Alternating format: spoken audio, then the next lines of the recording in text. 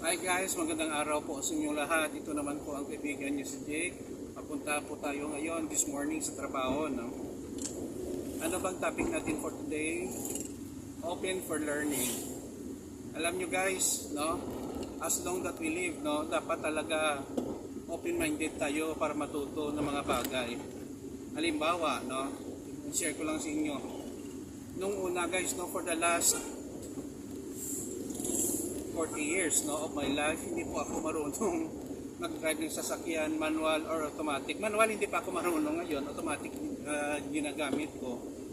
Pero I help myself learn how to drive, and then mga basic ng mga sira ng sasakyan, palit ng gulong, basic maintenance, wiper ng sasakyan.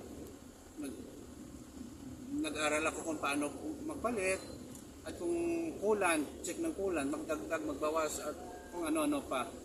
Kasi guys, no, kung mayroon kang sasakyan, aking sasakyan guys ay second hand. Expected ka talaga na may mga sirain. Or kahit bago pa, time will kami mga masisira dyan. So dapat, hindi ka naman mekaniko, dapat open ka guys, no, na alam mo mga basic maintenance ng sasakyan.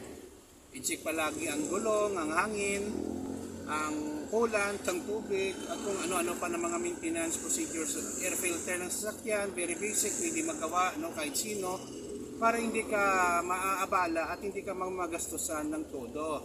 Siguro mag-change ng spark plug, paggawa mo na yan, mga brake pads sa mekaniko, pero mga basic maintenance, dapat open kayo guys sa learning. Kasi kung palagi lang na, paggawa ko lang sa mekaniko, what if naplatan ka ng gulong sa daan, wala namang mekaniko dyan, hindi ka marunong magpalit, patay, malaking problema.